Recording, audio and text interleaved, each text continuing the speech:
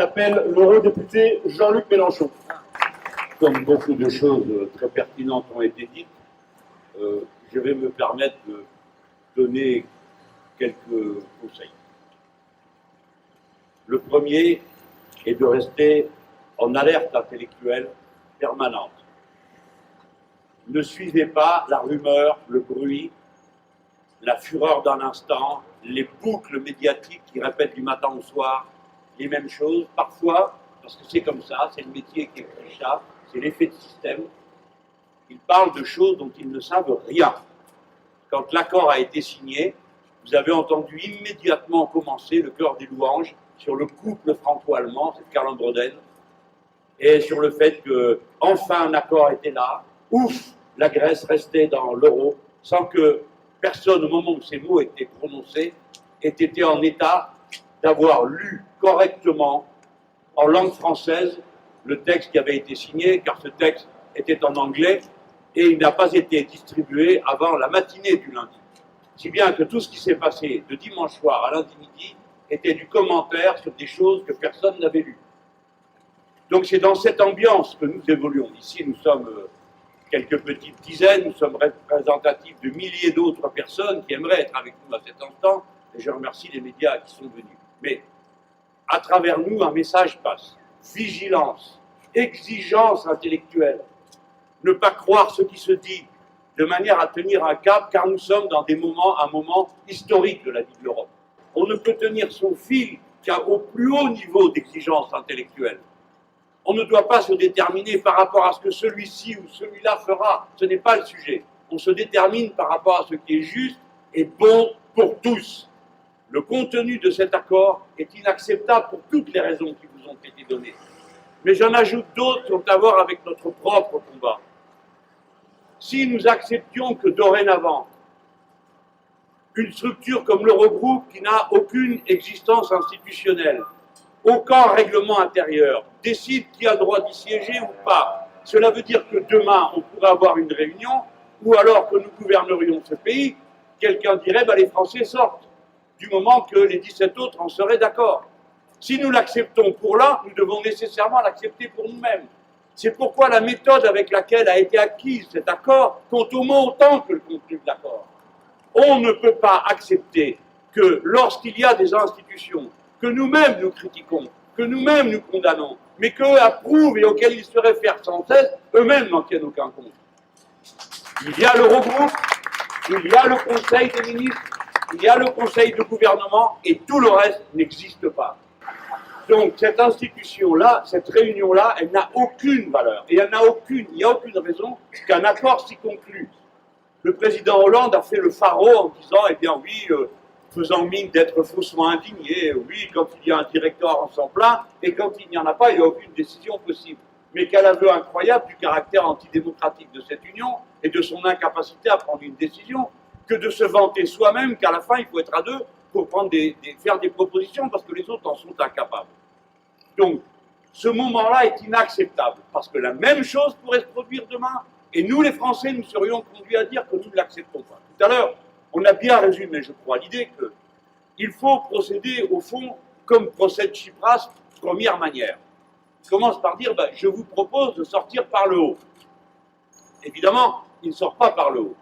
Et lorsqu'on ne peut pas sortir par le haut, alors on rompt. Mais il faut savoir faire les deux choses. Proposer de sortir et rompre, et savoir rompre. Si vous me permettez cette sorte de confidence, je vais vous dire, je pense qu'il a fait une erreur d'accepter de discuter pendant 18 heures, seul contre tous. Personne n'a la capacité psychologique de tenir 18 heures seul contre tous. Et dans la mesure où, sans doute, après le vote qui était intervenu entre nos camarades, il était décidé que la priorité était de ne pas sortir de l'euro, il s'est lui-même passé le garrot, la ficelle autour du cou. S'il était entré dans la réunion en disant « si ça ne marche pas, je m'en vais », à ce moment-là, vous auriez vu, pardon, je ne vais pas donner des conseils sur une place publique, qui suis-je pour parler comme ça, mais ça vous permet, et ça peut peut-être donner des idées, d'éclairer quel est mon point de vue et ma façon de faire avec ces gens-là. Mais s'il avait dit qu'il était prêt à s'en aller, alors la situation était renversée, comme elle l'était au moment du non, quand le peuple grec a voté non.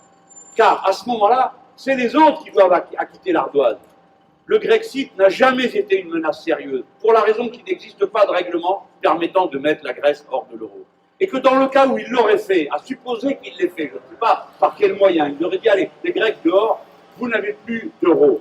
Eh bien, cela signifie qu'une monnaie nationale aurait été immédiatement imprimée et que donc, la dette de la Grèce aurait fait un bond et elle aurait été 6 ou 7 000 fois plus importante qu'avant la décision de l'expulser, si bien qu'elle serait devenue définitivement irremboursable. Ce qui signifie que si c'est irremboursable, donc il y a banqueroute. Et s'il y a banqueroute, alors les mécanismes d'assurance qui existent à l'intérieur de la zone euro seraient entrés en application. Les Allemands en avaient pour 60 milliards et les Français pour 40 milliards. Ne croyez pas que ces explications soient subsidiaires ou secondaires. C'est le réel. Une affaire qui concerne 450 millions de personnes menacées d'une guerre à l'Est, menacées de tensions insupportables, doit se traiter avec sérieux et discipline intellectuelle. Est-ce que cet accord surtout règle le problème ? Il règle une situation d'urgence qui fait qu'en raison de l'inefficacité des plans d'aide précédents et des politiques qui ont été menées en Grèce avant l'arrivée de M. Tsipras au pouvoir, la Grèce était à nouveau dans une situation catastrophique. On s'achète du temps là ? C'est soit sorti de l'euro pour retrouver sa souveraineté, sa monnaie, etc., dans des conditions extrêmement difficiles, soit un nouveau plan d'aide. Donc on a réglé à nouveau une situation d'urgence. Alors, on s'achète du temps en termes de ce week-end ? On s'achète 3 ans ? Alors malheureusement, je dirais oui, c'est un petit peu ça. Alors c'est un peu mieux que les dernières fois parce que précisément, on n'est pas juste, et c'est une des choses que voulait obtenir Tsipras, on n'est pas juste dans un plan immédiat à quelques mois, on est sur un plan à moyen terme. Alors les aspects positifs qui sont réglés, qui vont dans le sens de ce que souhaitaient les Grecs et souhaitait M. Tsipras, et ça a été dit aussi sur votre antenne, c'est le fait qu'il y ait en plus de malheureusement le maintien de cette logique d'austérité qui est une stupidité économique sans nom. On va en parler dans un instant. Mais à côté de cela, la possibilité d'un plan d'investissement pour soutenir l'activité en Grèce aujourd'hui. Non, ce qui peut, et on l'a bien vu, M. Tsipras dans cette affaire, quand j'écoute tous les commentaires, c'est le seul qui dit la vérité. Les autres, ils cherchent tous à dire on a gagné. Hein. J'entends Emmanuel Valls, François Hollande me dire Cocorico, c'est grâce à la France, etc. Tsipras, peut-être parce que lui, il est dans une situation peut-être un petit peu plus compliquée, mais je l'ai écouté et il dit la vérité à son peuple. Il dit que les mesures qui lui sont imposées par les créanciers sont catastrophiques et que ça va aggraver la récession. Il ne ment pas. Mais il dit, et il montre le pari, qui est un pari, il le dit honnêtement, c'est que si on obtient effectivement rapidement la mise en place d'un plan d'investissement, il y a la possibilité que cette relance par l'investissement compense les mesures d'austérité et fasse que ce soit moins douloureux et que peut-être avec l'effet de rattrapage d'une économie grecque qui est aujourd'hui à l'arrêt, que peut-être finalement ça permette un certain redémarrage de l'économie grecque. Mais il ne cache pas que c'est un pari et que c'est un pari risqué. Et simplement il a obtenu ce qu'il pouvait obtenir compte tenu du fait qu'il était face à un bloc uni en face de lui. Certains disent qu'il a totalement capitulé. Vous êtes d'accord avec cette vision des choses ? Il n'a pas totalement capitulé, puisque s'il avait totalement capitulé, il aurait fait comme ses prédécesseurs, juste arrivé au pouvoir, c'est-à-dire il aurait juste dit oui et signé tous les mémorandums qu'on lui Mais on a quand même l'impression qu'il y a toujours une... Ça m'oublie juste là, en ce moment, à l'heure où on parle, les banques grecques sont toujours fermées.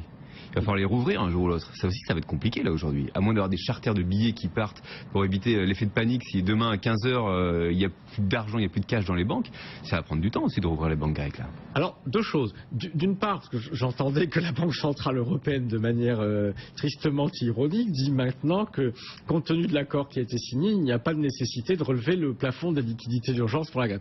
C'est quand même extraordinaire parce qu'avant, la Banque Centrale nous expliquait que tant qu'il n'y avait pas d'accord, il n'était pas question d'accorder des financements supplémentaires. Un accord, mais ça ne change pas grand-chose.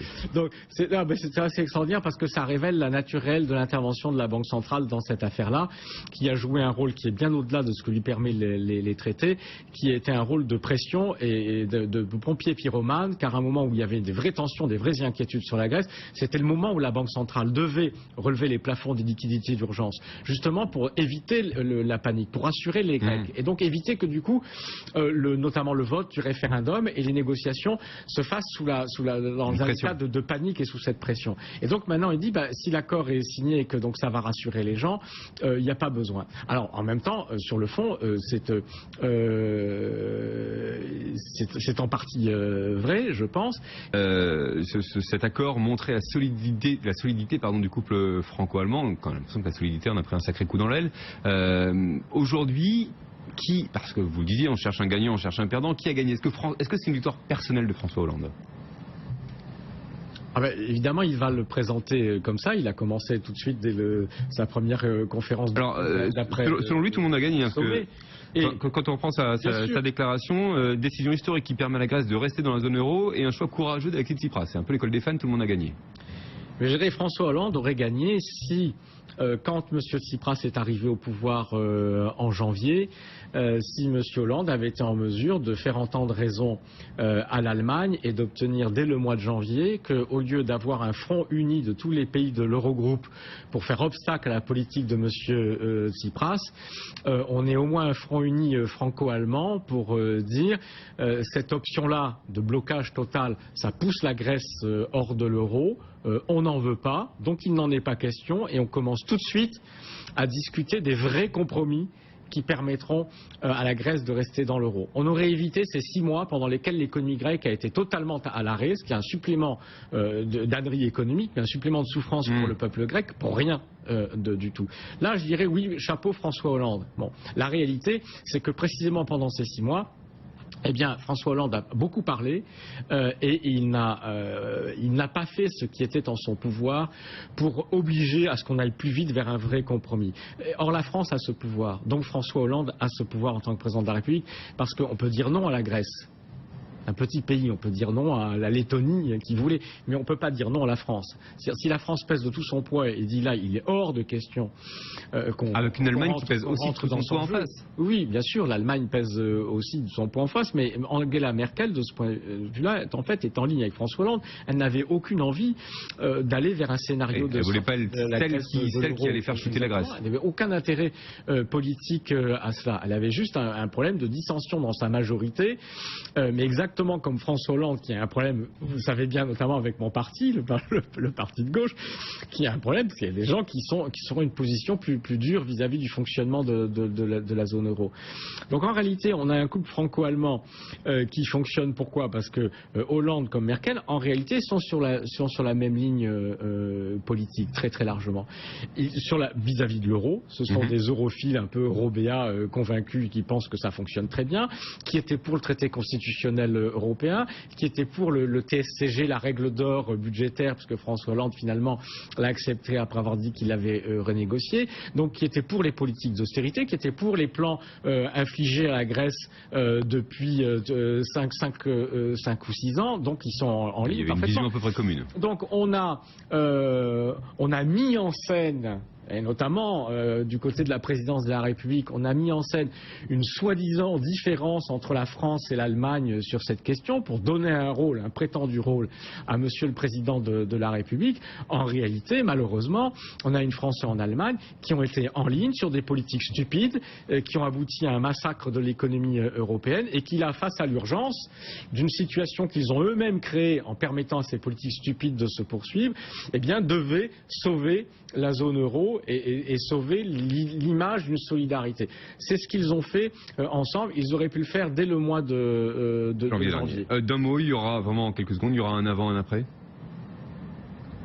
Je crois que pour le moment on est dans l'après de rien du tout, puisque parce que rien n'est réglé, et notamment pas le problème de la Grèce, ni celui de la zone euro. La zone euro telle qu'elle fonctionne actuellement, elle est insoutenable.